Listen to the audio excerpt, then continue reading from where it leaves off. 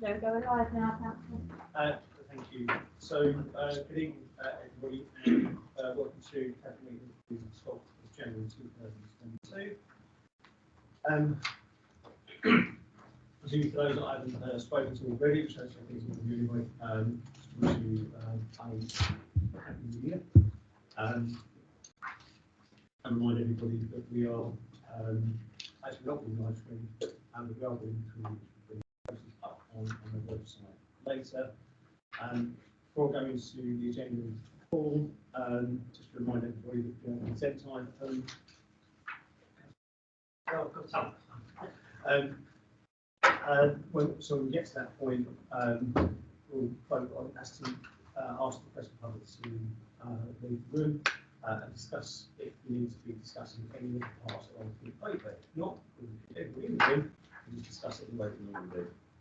So again, I'm going to move to item 1, which is apologies for absence. I've had apologies from Councillor Jeffries. No, I don't. Item 2, the minutes of the Cabinet meeting held on 8th of December 2021, pages 5 to 12. Everyone happy with those? Agreed. Item 3, items of urgent business. I can confirm I've received no items of urgent business for this evening. Item 4, declarations of interest. Are there any declarations of interest from any member in relation to the decisions that we will be making this evening? No. Then move on to my statement. So like the rest of the country, we're seeing an extremely high number of people still testing positive locally. Although we have seen significant improvements over the past week or so, there are still significant numbers of residents in the borough who tested positive over the last 7 days. Over the past weeks, we've been amongst some of the highest upper tier local authorities in the country, some days even being number 1. But that's now changed. We're now down to 63 out of 149 upper tier local authorities. Now, some of that change will be down to the fact that we're still children are going back to school, so we may well see an increase again in a couple of weeks. And also because other local authorities are now seeing a massive increase where they are. So it's not time now to rest on our laurels, and everyone should really continue to follow the guidance as to where they're going. Excuse me. So in December alone, our contact tracing team spoke to over 90,000 people in relation to tracing people that may have been in contact with others that had COVID. That's the equivalent of more than half the population of the borough, which gives you an idea of the scale of the tremendous amount of work that we have to do in the background to help bring our numbers down and get back to normal. What we can see clearly from statistics over the past few weeks, for sure, is that those age groups where they're less likely to be vaccinated have the highest number of people testing positive. With people aged between 18 to 49 accounting for more than half of the positive cases in the borough, and are some of the lowest vaccinated, less than 64%. So on that, I really strongly urge anyone who's not fully vaccinated to act now and make sure they do get vaccinated as soon as possible.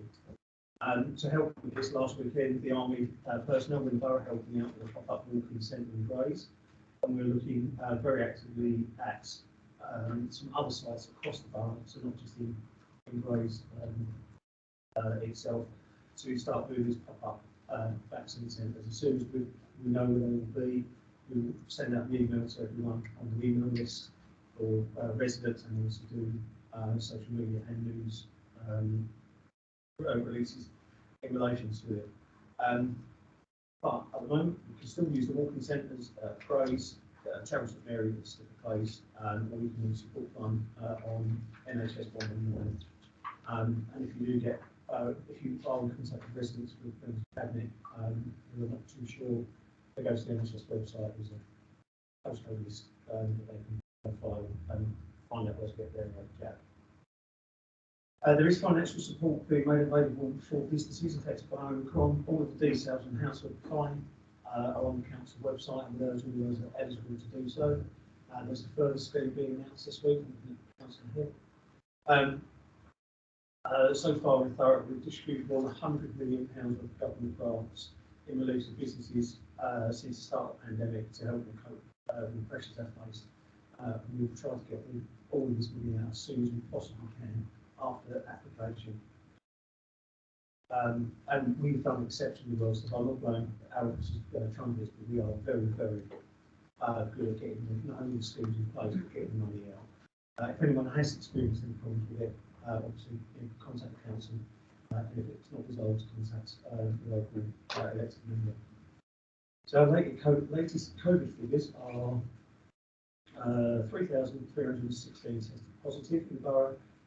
Of those, 659 are under 18s, 1,881 are 18 to 49, and 776 of those are 50 and over. The 7-day test rate is 1,863 per 100,000 residents. Over 105,000 residents have had 2 doses of the vaccine, but only 6,030 are now fully vaccinated with a booster. That was as of the 6th of June. So again, not only push the vaccine, but also push the booster. Moving on to other news, and I'm sure councillors for the Chafford area would be pleased to hear that we've extended the public space protection order that helps prevent disruptions and antisocial behaviour caused by those train car cruises down in Thurrock. Under the extended order, the measures will be in place until December 2024, and that's to tackle reckless participants that turn up to these unauthorised meetings and those that also turn up to watch. The original PSPO has been in place since 2015, and has been effectively preventing and shutting down these events in Thurrock up until they start happening. And that's certainly making our residents feel that they continue to use the area safely, but also as poor residents that are very, very close to it and just put up with horrendous noises and these cars screeching around car park. Thurrock Council will continue to work alongside Essex Police to stand out all types of antisocial behaviour, and we hope this partnership work will continue. Excuse me. We'll continue and offer security and peace of mind to residents. It's effective, but we cannot forget these public protection orders don't stop the problems. And ASB, what they do is empower the police and the council to take action when and where they can. Another success, £500,000 worth of illegally obtained money has been subject to a confiscation order. A road businessman has set up as a self-storage business unit in Greenbelt and Bolton as a commission. Has been left having to pay £553,712 from illegal profits made by running the business without paying. This is a really good victory for us, and it's a huge sum of money that we will work to recover from it. And hopefully it will serve warning to others who think they can start planning rules and Thurrock to profit. Finally, moved on to fill up the script. My voice is going again.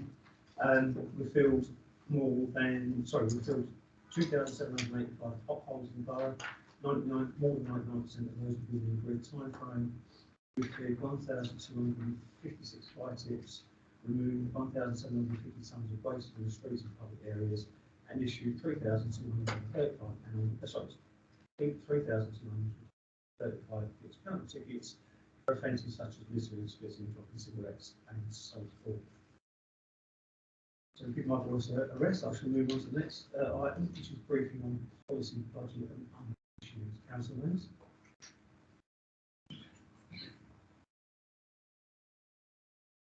Thank you, Leader. I just wanted to update colleagues around the integrated medical centres in Thurrock.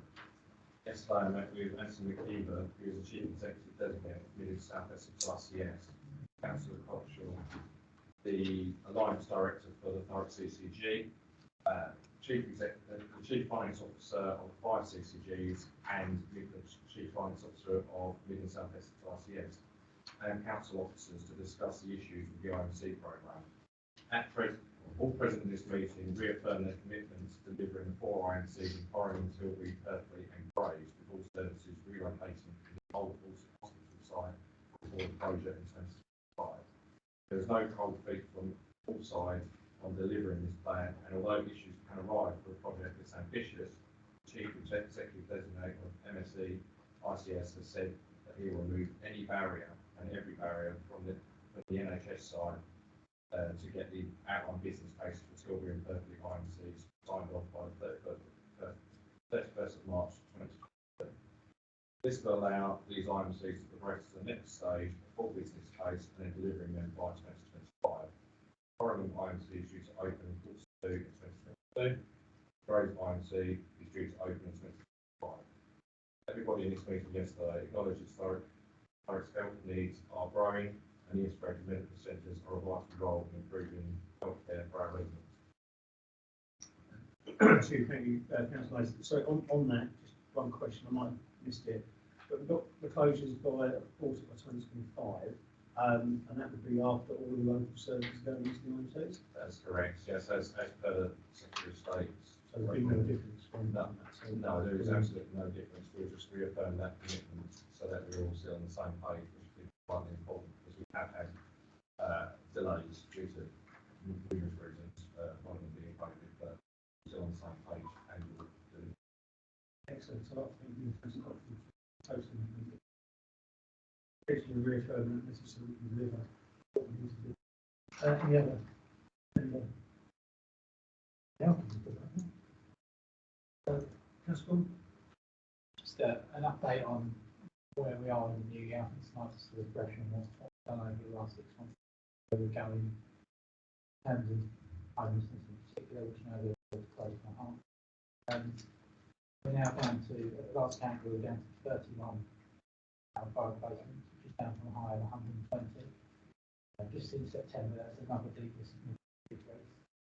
Council is on course to deliver 0 out of private placements for anyone who is necessary for safeguarding those. And we should be incredibly proud of him.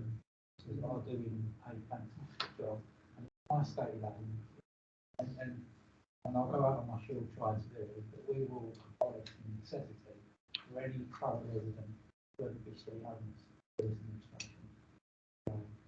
I think we're in a great place to do it. Thanks to absolutely incredible work. So I thank you very much. Thank you, Councillor Spillman. Having had that portfolio myself a number of years ago, 31 would have been really back then. Now it's a part of the process to get it down to 0. Other than those needs to be placed outside for safety reasons. That's really good news. Thank you. That's all. Yeah, excellent. So move on to so item 7 petitions submitted by members of the public. Was it? No. Have we got any questions from non-executive members? No. That's arising from, that's the first cabinet consideration by the scrutiny. Those are anything that are actually all under that are in the agenda already. So we'll move on to item 10, which is the draft general fund and medium-term financial strategy. Councillor Hill. Thank you, Leader. Can I just before I begin, I just want to confirm that colleagues have a copy of the corrected report. You have a copy of the corrected report. It was emailed to members Monday. Right, yeah, got it. Right, okay. No, if you've got it, that's fine. Just for the benefit of the meeting, I'm told there was an error. The only change is the first sentence of the report, paragraph 4.7. The original version read, a comprehensive review of the service has led to the identification of a number of targeted deficiencies through the amalgamation of the fieldwork and provider services, including the reduction of older people's daycare service provision and the change in the provision of the meal delivery service. The actual accurate version that should have been published is a comprehensive review of the service has led to the identification of a number of targeted deficiencies across the fieldwork and provider services, including the amalgamation of older people's daycare and a change in the provision of the meal delivery service. Okay? So, Leader and colleagues, the report looks or sets a balanced budget for 2022-23, and this will be our second balanced budget in a post-COVID world. Our key focus has to be, will be, and is going to be on children's and adults' social care. Following analysis of the spending review, which was announced on the 16th of December last year, the 1-year settlement at individual authority level gives us a 2022-23 position some additional funding, which reduced the financial gap 22-23 from 3.2 million to 2.49 million. So of course that means that the council has that slight amount more time to reform, but more on that shortly. Thurrock, like all councils, continues to face pressure in social care services following COVID, and we have to make decisions or proposals to ensure the services charged with keeping our young people and older population cared for work as best possible for whom they serve. Budget proposals will ensure that both children's and adult social care receiving a spending boost in the next council year. Proposals are for a 1.99% increase in council tax to be allocated entirely and only on children's social care, and a 1% increase on adult social care through the precinct. For the average Band D property, this will cost households less than the price of a first-class stamp or a 2-pint bottle of milk each week. And what we ought to bear in mind is that 70% of our properties are bands A to C, so we'll pay less than that even. However, that can be, we've all been at points in our lives where that would have been, significant. We have a local council tax support scheme, which I'm thankful to cooperate with the scrutiny for agreeing to and being agreeable to continue at the level that we set last year. So if there are people who do require support, certainly around local council tax, they can come to us and we do what we can to support in terms of like a discounted tax. I obviously want to provide some context to the wider social care piece. It is estimated that the spend in children's social care is going to increase by over 3 million, so about 3.1 million. The council tax increase, which I mentioned, which is ring fenced and going to be allocated primarily and only to that, will draw in about 1.4 million. The starting point is already distorted, and the illustration is clear that social care demand is in excess of the supply. And that's something that's happening across the country in all social services councils like Thurrock. We simply have to act and increase resources available to work efficiently. Indeed, following the settlement, the Local Government Association commented at the end of last year as well that all councils would need to increase tax, and Thurrock is simply no different. Where inflation is presently over 5%, this means that this is an under-inflationary increase for households across the borough. We do, as we know, have one of the lower funding bases compared to equivalent unitaries across the country. Thurrock's tax levels are actually £500 less, so the tax bill to homes is about £500 less than some other unitary councils charge. And for context, we receive about 16.5 million less than Southend, as an example. The Cabinet has always said that tax cannot and will not be the single default approach. We have to reshape services to make sure there are better outcomes for residents, and looking at how we deliver things differently and ensuring as minimal impact as possible. By focusing only on the most important capital projects, we have closed the budget gap that we were facing next year. Furthermore, the investment approach that elected members unilaterally approved in 2017 enabled our reserves to grow by 300%. So since 2016 levels, which were 8 million, we increased them to 24 million. That is, as well as providing extra income for council to deliver services and working well through the 22 months after COVID became a feature. We are now in a rainy day scenario, like every other council, but we can use some of that extra reserve that we built up in the peacetime era, if you want to call it that, for such a scenario. Reserves levels will remain in excess of the levels that we inherited in 2016, at circa 13 million compared to the 8 million pound that we inherited. I have to remind people, folks, that reserves can be used for one-off requirements only. It is not a perpetual ongoing. It's like digging into your soap. Once it's gone, it's gone. So we have to be prudent with that, because none of us foresaw COVID coming around the corner. Forbid anything else was to come around the corner. We have to be prudent with reserve levels, and I know it must look tempting to dip into things, but for that reason, that's why we're obviously straying on the side of restrictions that we can. I want to draw colleagues' attention to section 2.8 of the report. The investment approach, which all 49 members agreed to across 3 different years, has worked successfully and endured the test of a 22-month international pandemic, and has worked since its inception, coming up nearly to half a decade ago later this year. I think it was that long. Only last week, we met with some external parties. The leader and I was having some conversations, and one of them remarked that the approach, the commercial approach, had served us well. It enabled us to increase our reserves, and obviously, you know, had we not been able to increase our reserves, things would have been much more difficult. However, rules are changing, the market is not what it once was, and we are therefore winding down the previously agreed approach. Existing investments will not be replaced over the next decade and will begin to phase out. That means no more £115 million worth of income, or an annual circa £30 million worth of income. The borough has come to expect for non-statutory services above what a council is legally mandated to deliver. And that, along with COVID, is another reason why we simply have to reform. We are not a council as called on the government for capitalisation directives. We are not a council who has declared a Section 114 notice like some other councils. I have to say, we have to change. We have to react, and we have to work different. The overall financial position over the next 3 years shows a revised deficit of 14.6 million. I'll obviously leave colleagues to discuss any particular proposals from the road departments that they wish to discuss. Also, while I'm on some of the subjects I've been talking about, I do just want to announce that the Thurrock Council website has been updated this evening. There is now more information on the Council's website around historic treasury and investment approaches. It's more consolidated, more accessible, sharing what the approach was and is all about, what it's achieved and what the activity is completed.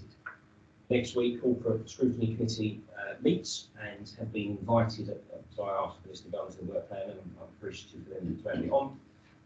They're going to be looking at how we evolve the members' oversight of the original process of the CSR, where the investment stuff was initially designed. That CSR mechanism is what the three leaders and deputies of the day signed up to, and seemed to work for most people up to a point. But all of us members indicated a desire to change that form. If you remember, this is the piece of work which, you know, rather than us decide what that form looks like, actually let's give it to a cross-party oversight scrutiny committee. Let them have some options. There's about 4 options in the paper, if memory serves, and it gives them the option of what that committee looks like, or that arrangement looks like. So I think that's a positive. So in conclusion, we are looking to set a balanced budget for 22-23, and it's a plan of 3 parts. We're going to have to provide an under-inflation economic stimulus into our children's and adult social care departments. We're going to reform and redefine the council services of the future, and we need to also recognise that commercial income has given us that safety net, those reserves, which without this council would have collapsed years ago in the best case scenario, or soon after COVID, become a feature of life at the very worst case. Happy to take any questions. Thank you, Councillor. Any questions? It's not so much a question, but a sort of a comment. In terms of putting more data up there, it's a great move. I just feel the council, and sort of partly this administration, has been sort of shy from shouting and screaming about the fact it's 115 million extra money into the borough, as if that's a bad thing. That's additional revenue that gets spent on people in this borough, other things that we prioritise. So it's good to see us now taking more of a public lead on that, because yeah, we should be proud of that. Thanks, Linda. As a proportion to our overall budget, Thurrock's adult social care spend looks higher than average, but this is due to our unusual position of having a high proportion of lower banding housing and far less higher banding housing than other authorities, meaning we raise less income via our rates, yet obviously still have the same cost to pay to providers of adult social care. I want to reassure residents and cabinet that monies made available to adult social care in Thurrock are spent wisely and effectively by council. We can see by the very fact that we have one of the lowest spends per head in England, yet provide an exceptional level of care envied and copied by other local authorities. Having said that, adult social care in Thurrock is under pressure. We've seen over 800 new adults requiring our help and care post-pandemic, and this could well increase as we see the knock-on effects of reduced access to NHS primary care during the pandemic, because it's the high-quality preventative care measures that we've worked hard to achieve with our health partners that in turn stops or slows down the need for higher costly measures such as residential care rather than being supported at home. So for the next couple of years, as we begin to really understand after effects of the pandemic, we could see increases in provider costs, adding pressure to our adult social care budget in the region of 1.5 to 3 million. So this is why I fully support Councillor Head and the finance report in increasing 1% to the adult social care preset. If we try to put this into perspective, the preset increase will provide about £700,000.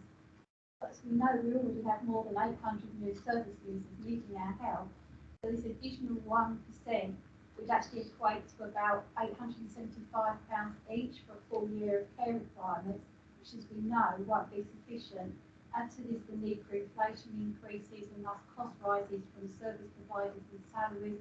We can easily see we will still have budget pressures and gaps to fill, which is why we'll continue to look for efficiencies that will help us meet our budget demands as well as our want and need to improve our service offer, such as outlined in the correct passage of 4.7 on page 22.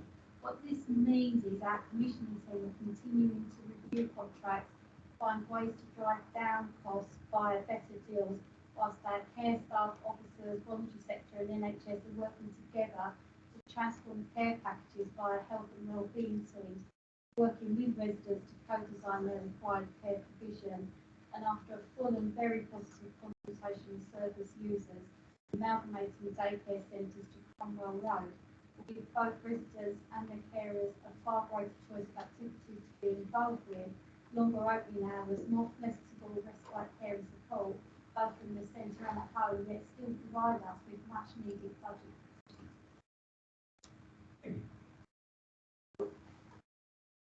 Councillor Johnson. Thank you, Eva. Thanks for the report, Councillor Head.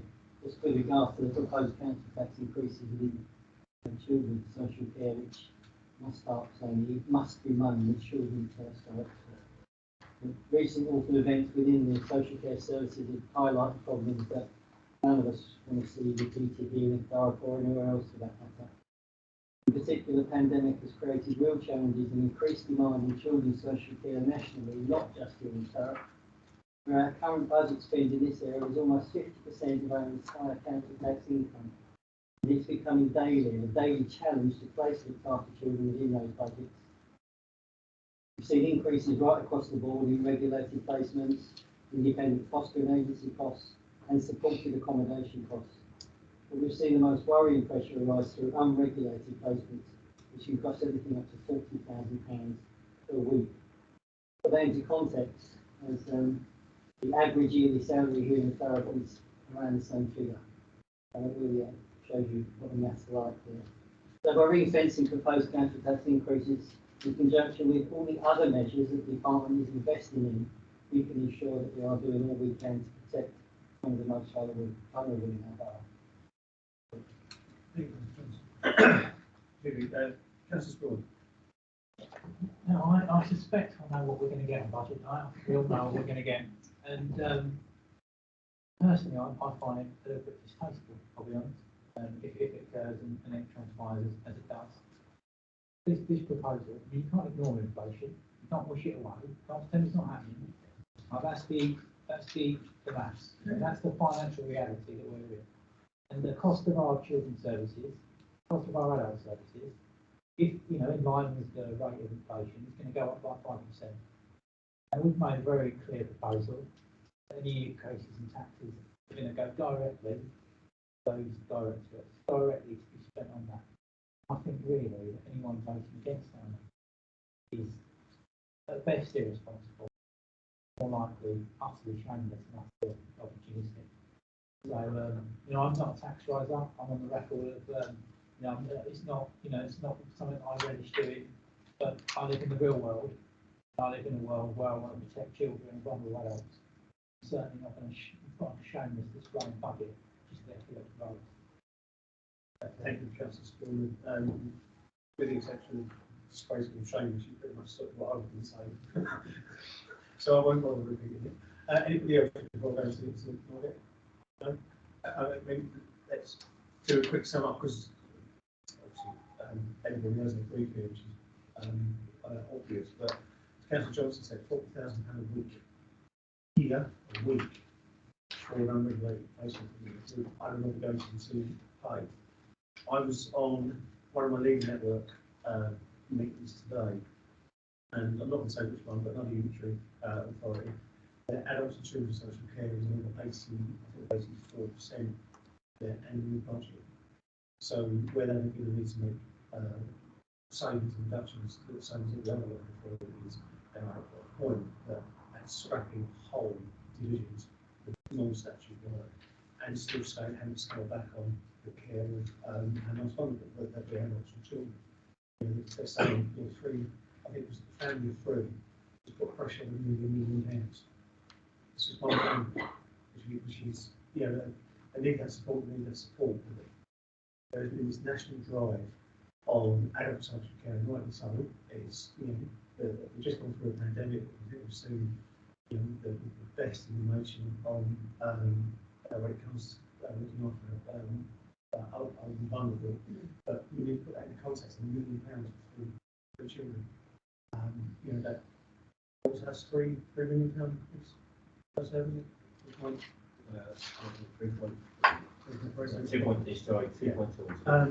It won't take an awful lot for that to be gone, doing the job that actually you really well, but just to put that in the context. Also, and I know I've mentioned this before, and I know Councillor Heather as well, just 1% increase in base salary for councils, roughly 1.6% for councils, if you quote on to me. It's an unsustainable model, so we do need to change, and we do need to evolve.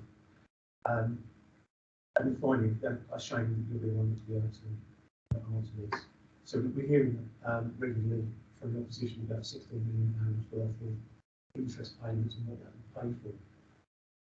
If we weren't investing, so therefore we would save those 16 million, that would mean we'd lose 30 million of pure profit? It's incredibly simple.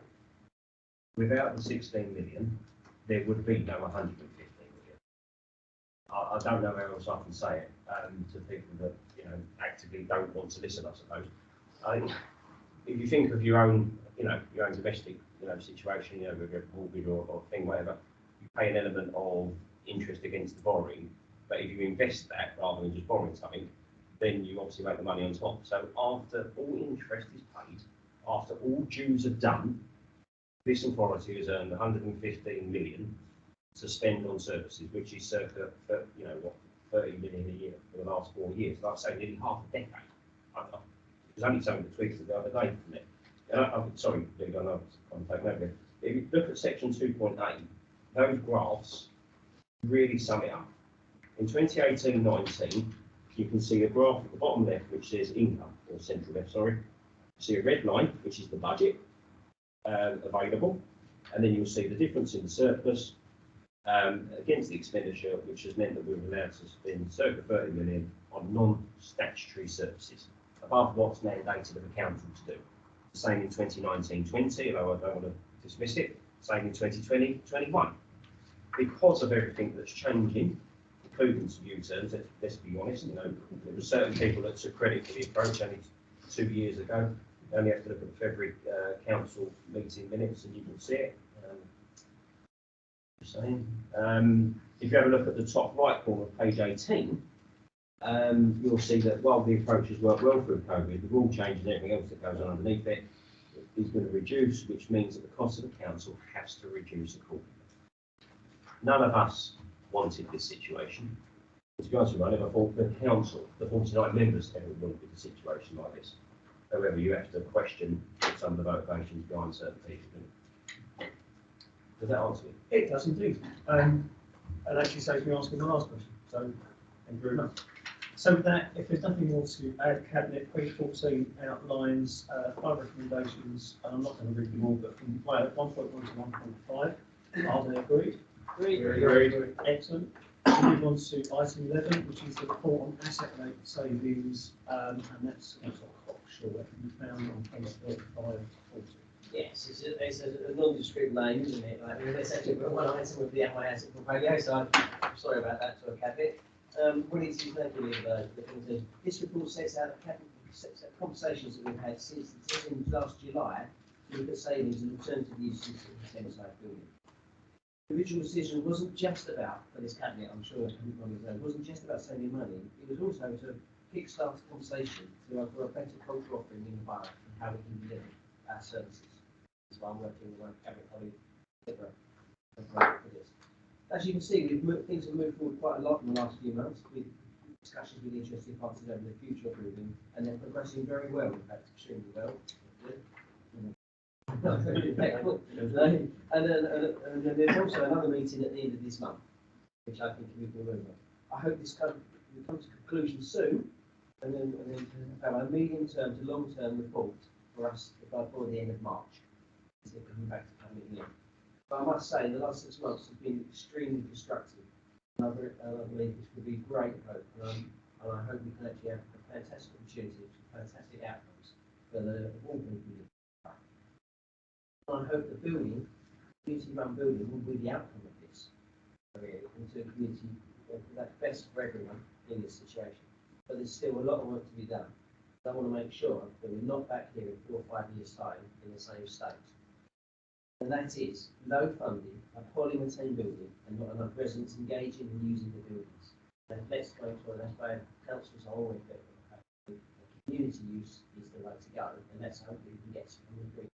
Make sure we get some satisfaction for us to know that we're going to have long term, and we're going to finish this forever. So we've solved this once and for all for a generation of agricultural offering, and we don't kick the can down the line, which has been happening for the last 12 years.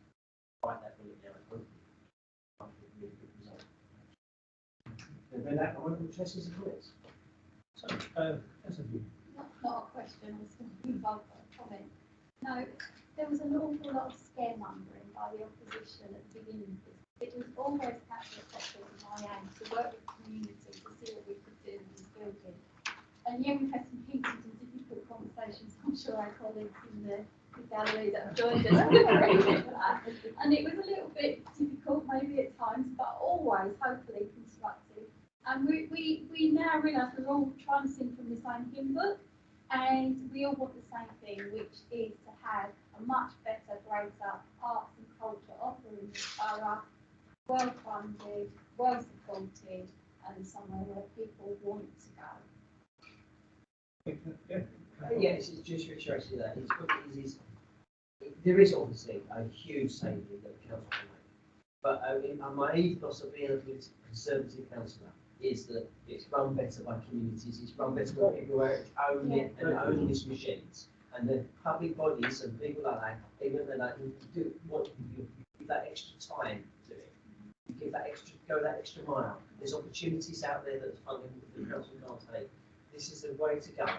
But, and that's what I say, I'm not saying now to my cabinet colleagues, we are, because I'm trying to pretend that we must do this work for the next 3 months to get it right, so we don't come back and think we've got to put a building there that the community's got and can't look after in 4 years' time. I don't want to see that. I don't want a short-term solution, that's what I'm saying, medium to long-term. Because once we do that, let's make sure this is for a generation. So that when this happened in 1970, this is a decision, that was there for a generation. Let's make it right for the next generation and a half. That can work again, so we don't have to come back to it. I totally agree with Councillor Cochran and fully support us, giving us more time to have those conversations and work those plans and see what we can do. Obviously, and as some of you know, I worked with a number of arts groups after a motion like the need for the scope of arts, having more cultural events and having a much stronger art back in 3 years ago. And we met and we looked at a lot of different options, and my preferred option was for the assets that we have to be transferred into be run by the arts community. And I think on the Thames side, it's always been my view about the Thames side, that every inch of that place should be generating revenue through arts, for arts, to develop new arts. Yeah, and it should be a place that is properly tailored to the demands of the Thurrock audience. That we can every single area of that place, there should be music there, there should be theatre there, there should be art there, there should be a bar there should be a nightclub there. Yeah, it should be ram packed with revenue generating fantastic art. That's the problem that there was under the way it's been run at the moment. Too much of it has been wasted, And I was very excited about the potential. I understand where the worry came from, because we're talking about big changes. We're talking about stakeholders that have got a lot on the line. It's not just their job, it's their life, it's their love, it's their passion. So I understood that there was going to be tensions, there was going to be fears, there was going to be anxieties. But I just think that now we've got, someone had to, grab hold of this. So we're going to step up, do something about it. And it was never going to come without tension. But what I hope that something really beautiful is the arts. We've got so many good artists in this borough. So many committed people that I met through this, through the meetings that I had, and they just didn't have resource and the infrastructure fully meet their potential, fully provide and expand the artistic education, artistic experience of many youngsters in Thurrock who are just not getting, the level and scope of offering that they should be getting. So I'm very excited about this, and I know people. I had some frank discussions with people who are very worried about where we're going, but I'm excited about it. I think it's a great chance to do something fantastic. I'm really pleased that things are It's almost a shame. It's almost a shame that these conversations didn't start a long time ago, because let's be honest, the last 6 months have not been easy. They're just, you can say that, can't we? We're all grown ups. But look at where we are now, and there's still a long way to go. So we can't and shouldn't dismiss the amount of work that's got to go in to achieve what we all hope to achieve. But having seen on a number of occasions where the community sort of takes ownership of something that typically is a local council really the place to run something like that. I mean, look at Hardy Park in Stamford-on-Hope. I mean, when I was first elected, that was a green. I don't even know. It's a green wasteland almost. It was just a green field, play equipment and apparatus that was on its backside and blah blah blah. It is now one of probably the most vibrant parks in the entire east of the borough, and that hasn't been facilitated by a borough council or a local authority. It's been facilitated by people who wake up and make it their mission. And I think anything that we can do to encourage not only this, but other vehicles like this, for other, you talk about your paper, the title. I think anything like this shows what can happen, and I'm really, I think we also need to recognise the goodwill between everybody, having those constructive conversations about what can be, and let's all hope that what can be does be. Okay. A couple of things just to point out is particularly arts. I think we've got a cultural offering, and I don't talk about just arts for art's sake. It's arts and it becomes looking at a hybrid thing. Let's have a good offering where our cultural hub is what I want to say. And I've been doing that the last 6 months, and sometimes you've got to bite the bullet and just say it there. I think I've learned some things how we do it. We think you do need to just sometimes drop this to actually have a conversation, but there is something around it, how we work there and how we do that. But I think we've had, hopefully, we get to the right place. And talking your point about Hardy Park, obviously I remember when the first administration you took through about how the community can run things, and you discussed in the previous item about the money coming in and out of that, and I think that stopped us moving forward. You see these innovative ideas and how to work, and this is a prime example. Got to save money, we've just had a terrible thing, but how we can live it, sometimes it's doing it for less but better, and we've got to look at that. And we can actually deliver the council what we can do. The council can do really well, should be doing well. We're looking after spending £1 million on a check on a family because that's the right thing to do. It's the right thing to do for this council because no one else is. But some other things can be done better by someone who really got their heart and soul in it. And I think that's what we want to do. But we can't be left alone. That's what concerns me as a council. I won't come in here with a capital paper in March if it says that I don't believe, and I can't recommend to you, that can be sustainable for a medium to long term, because that was the wrong thing to do, to deliver something which just a KPI to a community group, and then it's can't afford to people doing it. That building's had a few £1,000 in respect in the last 10 years. It's embarrassing. Yeah, I mean that's because we could have, and this administration could have done that again in July and said, let's not say that. Let's just kick that can again. Let's not do that. And let's not do that in opposition. And I'm hoping the general public know, and opposition know, that we've got to take people who do this and do these type of decisions, but there can be a good outcome at the end. And that's what I really want to do. This is a prime example with Kenya. There's going to be more decisions like this coming in the future that's going to cause acrimony, and I'm warned out, and we've got to make them fight. But that doesn't mean to say we'll have a weaker service for it. No, but let's face it, we know some social care, we don't know ideas. We've got people that know ideas. But we've got much better resources within the community, not just theatres, faults, sports centres and everything else. I'm glad you actually said that towards the end, saying, this is not the first one. Okay, we'll learn from this and perhaps approach and hopefully residents will also learn from this and saying, okay, we're not going to be doing this anymore. Please come to us and see if you can do it better. I've seen plans from cholesterol. I've seen plans that people come forward with parks and everything else. I'm involved in one of those at the moment because they will do a proper opening last spring, and it's fantastic. They're doing a much better job. I don't mean this disrespectfully to our staff. The staff are really, really good at that. Clean green staff are absolutely excellent. Play staff, brilliant. But residents have taken this and made it even better. And the transformation on that one, everyone will be shocked when they see the pictures. I'll just come back on that staff, because that is an important part of the centre staff. It's really important that I think hopefully the staff can see a future as well. And that's what I really want to do. I don't want to come in there tonight and we just talk about the community, but the staff there, the releasing and giving them the opportunities to come up with that. I'm hoping that opens their excitement about it, working together on that, and it's not leaving them just on their own. And I think that's the thing. We've got to make sure that staff come back and work well with us. And I think meetings I've had, and I think they've been engaging with it, and working really with the community group to actually make sure we have a future group staff as well. Yeah, which is good. I would very quickly, Barry.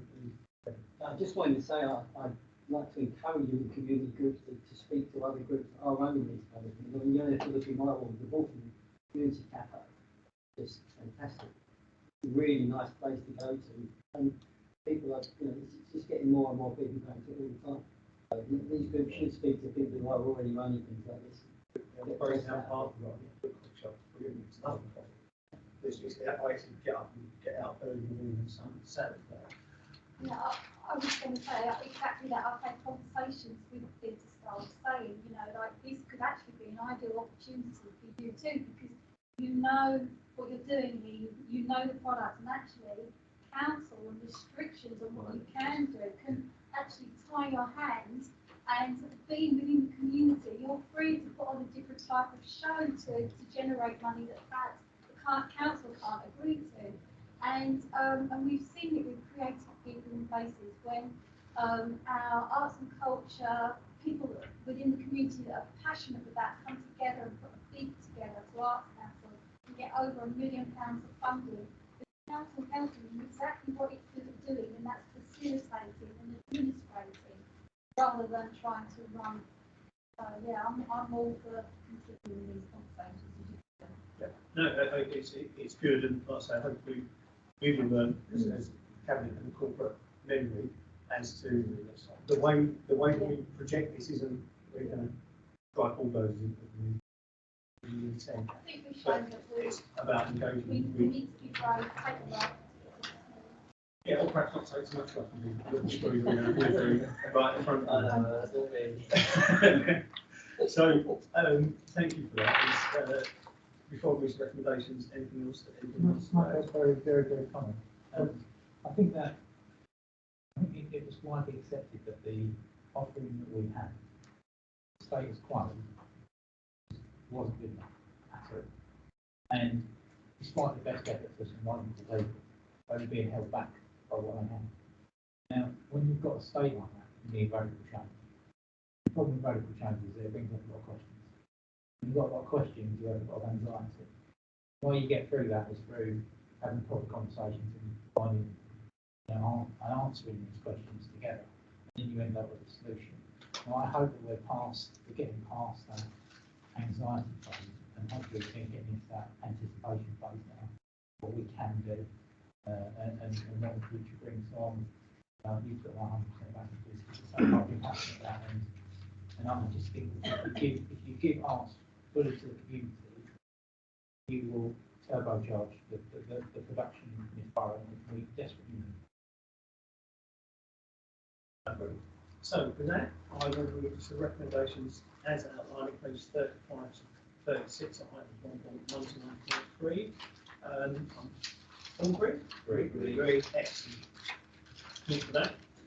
Moving on to the next item, make sure I can skip one, is parking policy and strategy, parking design and development standards and parking enforcement strategy. Councillor. Thank you, Leader.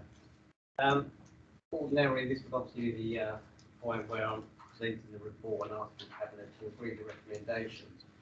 What I'm actually going to propose tonight, with your agreement, is that we defer the report to a later meeting.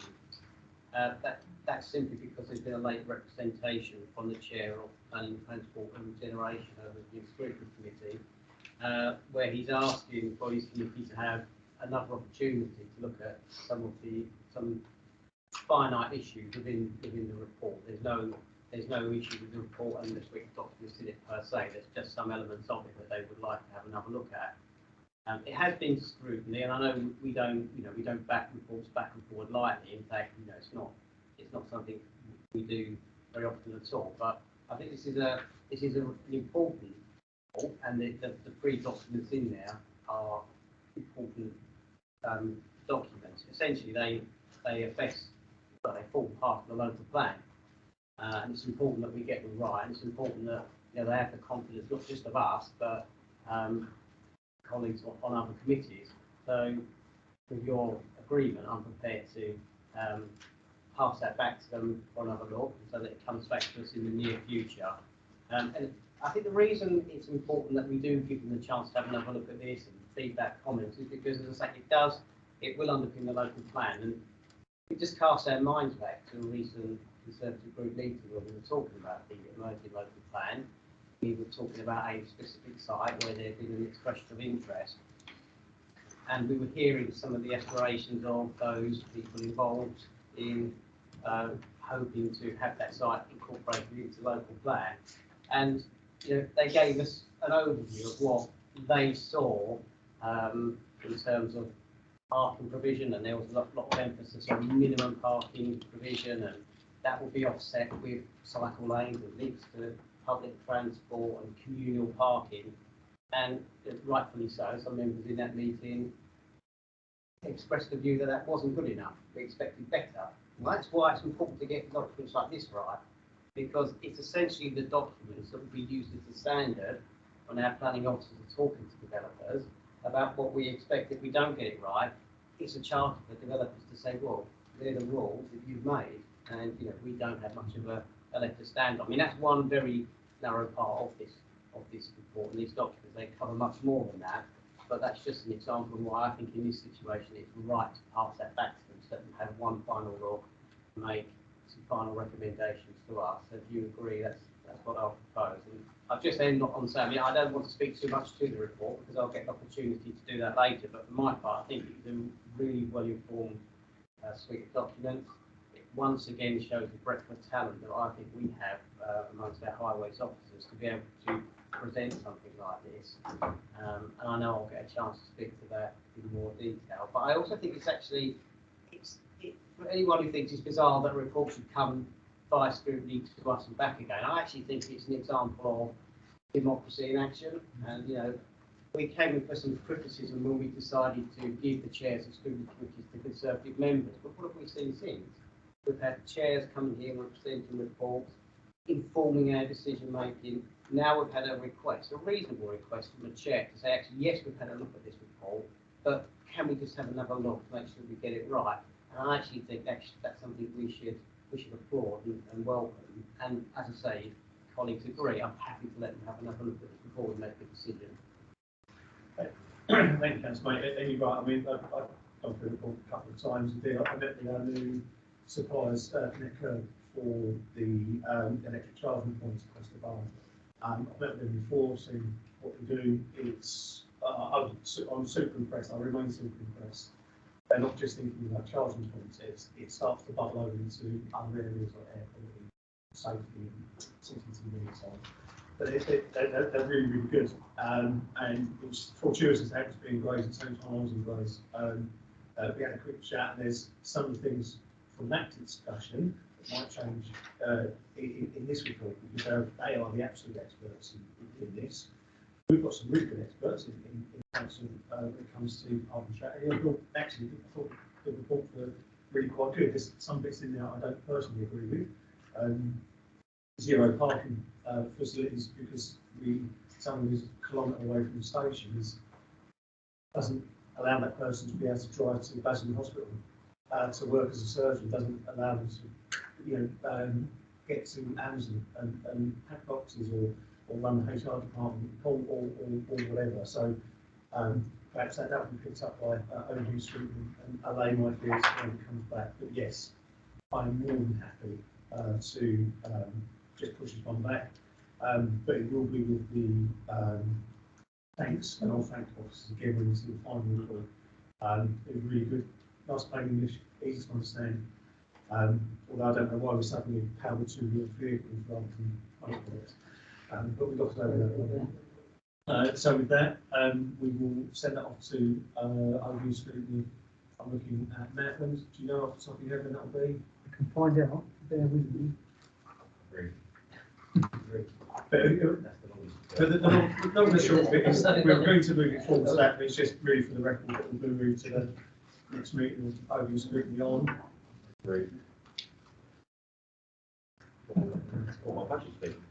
First of February. 1st of February. Okay, so there's only a couple of weeks, there's a possibility of coming back in February, but certainly, if not certain by March, which is great. Thank you very much, Councillor Manning. Moving on to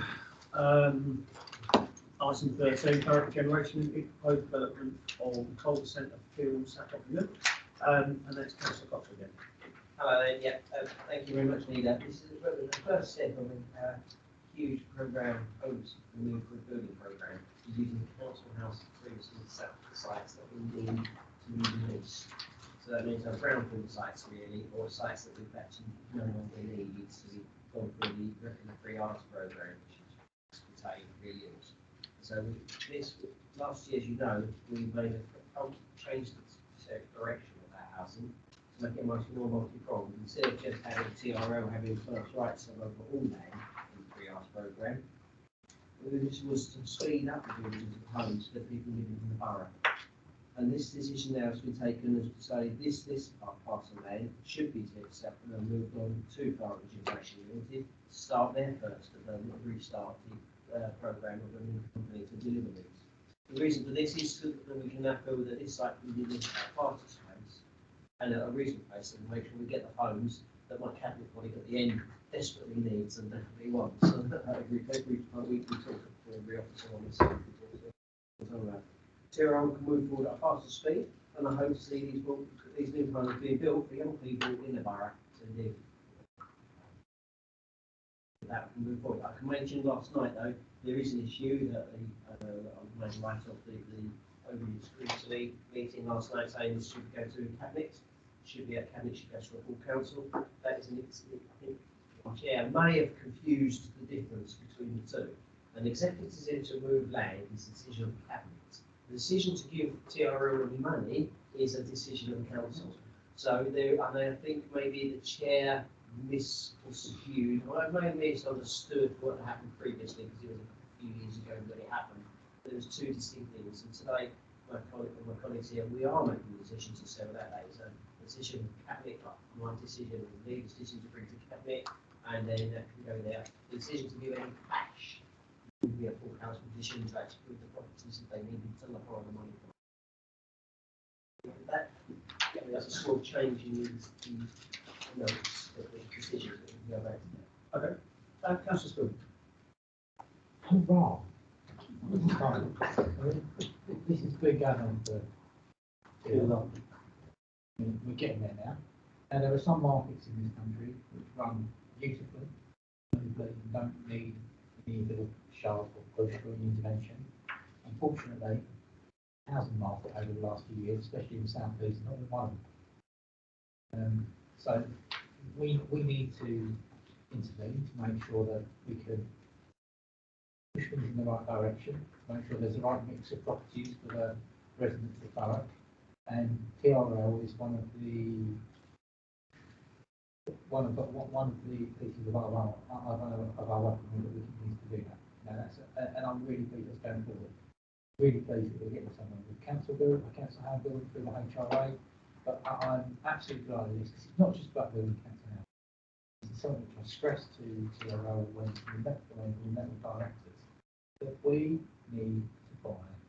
We need to be building and promoting the building of mortgage property, owner occupied property on Help to Buy. Well, because it's not just about we want council housing for people who can't afford to buy homes, but we want people who can't work, whose income is low, for our older people, for more vulnerable people. We want owner occupied property for aspirational young people who haven't been able to get on the ladder far too long. That needs to change. I'm absolutely glad that this council is at the centre of the move to get that dream, that aspiration, back to being a reality for young people in Thurrock. This is just the start of what I hope will be a revolution in the way that the council is approaching development.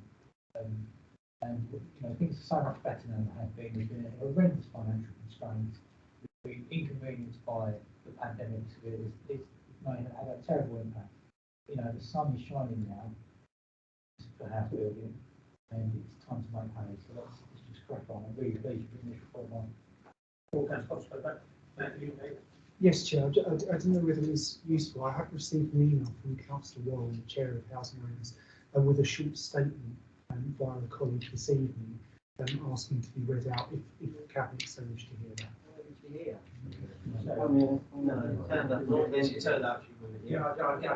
There is a genuine open invite to all chairs available to be taken up by 3, I think. So,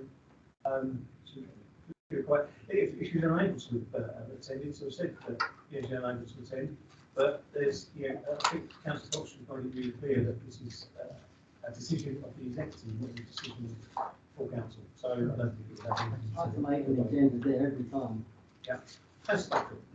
Yeah, I think that's why I alluded to it, to actually give you, because it's really good to actually, they're not here to give an explanation of what happened at the opening scrutiny, just like being as this is opening scrutiny, I gave you the expression, I gave the answers of opening scrutiny last night. And we are taking the decision items, which I think should since over the but can I reiterate the housing issue? That's a really important, and it goes back to the previous issue as well. We've got a lot of land and lots of assets. The council is a large landowner here, and that's why we brought in 3 Rs and it's been delayed by landing. So we look at all our buildings and think, are they good enough? Do we release them, retain them, or reuse them? And this is what comes through here. And we can use this for the good of the area. When I bought my first house, it was you could get a mortgage to get a reasonable house with 3 to 4 times your income. If you had 3 to 4 times the average income here, you will not be able to buy a house. And it's now 10 to 11 times your income. That's impossible to get mortgages at that sort of number. We've got to that point yet. And if we can do that, we can do some good without releasing land. I think that's an important thing, and that's what in my mind. There's going to be some income for the council. For the landlords, but there's also good in there. And you should be ashamed of making some profit for the council and doing good for the area and making sure the housing market's improved. And we took it to 7 years to make it 10% of counties in Thurrock, 10% better than London. And I think that's what should be aiming for, and I think to make it. So again, I'm going to reiterate again, live, work and play, so you can live in the borough and work here and then go to what we've discussed previously, enjoy some play in the borough. And this is all about the same thing. Our narrative. Obviously, as we mentioned earlier, we've been doing a lot of work regarding homelessness in terms of the supply of accommodation for people that become homeless. But The ultimate aim is for them not to be homeless in the first place. And so we have to do something about the demand for homelessness services. Now, the best way we can address demand for homelessness services is by providing low-cost, secure accommodation in this borough. And that is what we're trying to do. And so I think it's my thought. No, I'm saying this is, actually going to talk to water, but I was going to bring up in the line, first of all, in Thurrock, it was before Simon's annual salary, we could afford it, we, you know, not saying it wasn't comfortable, it was very uncomfortable the first couple of years, until you get used to that, the salary goes up, unfortunately, the interest rate started, you know, as a somewhat older person than I am now, I would struggle. Well, actually, I wouldn't get a mortgage, I wouldn't even get a mortgage for you know, single one bed flat. We can't have that situation. At my end of life, it's bad enough. But the other end of life, where I was back then, I'm going to say more than 30 years ago, it was, you can't have 30 years of ever increasing huge amounts of private rental accommodation. We do need people to be able to say, actually, I want to work in Thurrock, I want to live in Thurrock on the wages that I earn in Thurrock, so I can pay Thurrock, which I think is spot on. So Councillor Cox did bring to my attention, so thank you for that. There should be a slight change to recommendations 1.2, and that would be towards the end of the recommendation. Just make sure that the right point. And suggested that we change to into legal agreements, including appropriation of land and procuring as required. And then the rest follows suit. So it's a very minor amendment. I can send that to Lucy. Thank you. Just for clarity a bit further on, but just so everyone's aware. Anything else to add in relation to this? I mean, we all know, anyone that knows the whole percent knows it's been void for some time. We've used it for various times, our emergency planning centre. There's a lot of uses. It's been my school. I think it's closed shortly after one day. I've not really, I'm sure these weren't like related, I was very clear for the tape. So it does need to get into use. We've done a lot of consultation with this. And the plans where we started, the plans will be finished, are so much better than we finished. Can I just mention that, you mentioned the full thing, I didn't read this up there. One of the reasons why this is going to TRL and not going to, we went through and reviewed through the different strategy we launched last year to get houses being built in the borough, was because it needed so much consultation. So if we went as open market and sale on this, we risked that we wouldn't get the work that the consultations had worked on, and all that hard work residents around the area wouldn't be dividing it, there would be not, and we wouldn't have control. At the moment, TRL, as we hand it over, are working to our consultations, so we're working to the building numbers that we have set out and the previous consultation. And that's the reason why it comes to this version, come here instead of some other sites, because it goes to TRL, if anyone asks. Yep. No, and I would say it's been a long time coming. You know, we have to get used to losing 2 years, pretty much for the pandemic. Getting these homes on indeed, get back to conversations I had earlier with and the supplier. They won't just work with the council to do the things that we need, also working with local developers to get their infrastructure stuff right and putting in on-street charging points and so on. So this everything kind of just starts coming together again, which is really good to see. So as amended, are we all in agreement on page 146, two recommendations? Excellent. So before we move, or as we move on to the nursery provision, which is an item that does have exemption papers on them. As we all know, I don't like excluding the press and public unless it's absolutely vitally necessary. So unless anyone has got any questions in relation to the paperwork on print paper, which is the exempt stuff, I'm suggesting that we stay within open session and discuss the item in the open. If suddenly someone needs to say, well, what about the The social value, you just got to put that one in there, that's in there, and the response to that, then we'll have to save them up and do that afterwards before we make a decision. But I'd much rather we do all of this in the open. So with that, Councillor Johnson. Thanks, Jim. I'll keep it short and sweet. The report is very self-explanatory, and I'm sure that my colleagues have read it. As part of our wider education and skills review, it's come about that funding nursery provision is not a statutory duty. It's something that we don't have to do, but we've done some very wide consultation on it, and we've considered the options to reducing the risk of that closure. And basically, it's really just asking for us to allow to go out and get the procurement to have an alternative delivery of the said nurseries, which are the two nurseries in Tilbury. I'm willing to take any questions, but as I said, the report really says everything in there that it needs to. Thank you. Any questions for Councillor Johnson? Councillor Mays?